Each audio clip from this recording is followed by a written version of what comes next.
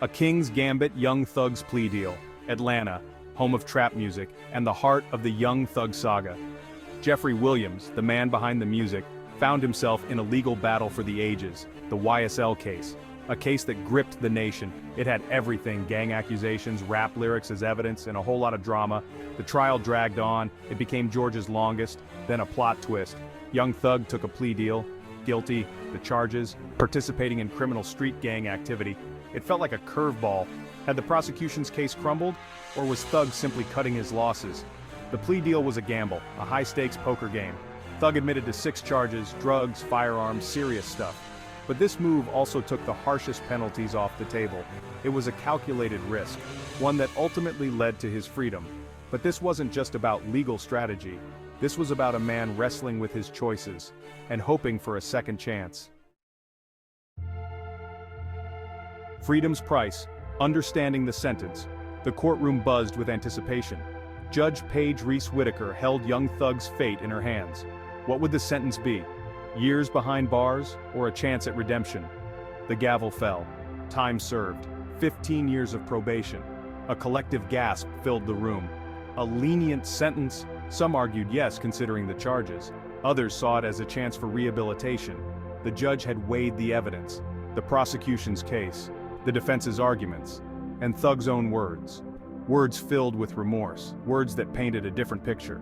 Not a hardened criminal, but a man who'd made mistakes. That night, Young Thug walked free, but freedom came with a price. The weight of his past actions, and the responsibility to use his platform for good. Behind the music Thug's remorse and redemption, gone was the bravado, the swagger usually associated with Young Thug. In the courtroom, a different man emerged, a somber figure, a man confronting his demons. Thug admitted his guilt. He expressed regret. He acknowledged the impact of his actions. His words were raw, honest. They offered a glimpse into the man behind the music. This wasn't a performance, this was real. Thug's remorse resonated with the judge. It likely played a role in the sentencing. A reminder that even in the darkest moments, redemption is possible. This case wasn't just about guilt or innocence. It was about accountability, about owning up to your mistakes, and trying to make things right.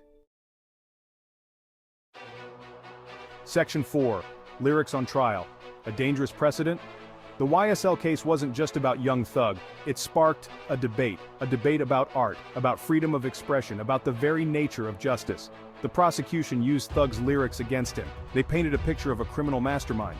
But were those lyrics a reflection of reality, or artistic expression? The line blurred. This case set a dangerous precedent. Could artists be criminalized for their art? Could words meant to entertain be used to imprison? The implications were chilling. The YSL case wasn't just a legal battle, it was a cultural moment. A moment that forced us to confront uncomfortable questions about race, justice, and the power of art.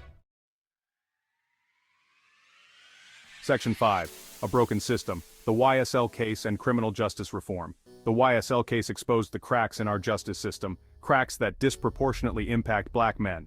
Thug's case wasn't an isolated incident, it was a symptom of a larger problem: mass incarceration, racial bias. These issues plague our justice system. The YSL case became a flashpoint. It forced us to confront the systemic issues that lead to these injustices. Thug's case sparked calls for reform, calls for a more equitable system, a system that doesn't criminalize black art, a system that prioritizes rehabilitation over punishment. The YSL case was a wake-up call, a reminder that we can't stay silent, that we need to fight for a more just and equitable society. Section 6. The beat goes on. Young Thug's future and the music industry. Young Thug is free, but the journey isn't over. He carries the weight of his past, the expectations of his fans, and the responsibility to use his platform for good. What's next for Young Thug? Will he return to music? Will his music reflect his experiences? Only time will tell. But one thing is certain: the world is watching. The music industry is at a crossroads. The YSL case forced a reckoning, a conversation about artistic freedom, about the responsibility of artists, about the role of music in society. The beat goes on, but the music has changed. It carries a new weight, a new urgency. The YSL case wasn't just about Young Thug. It was about the future of music and the fight for justice.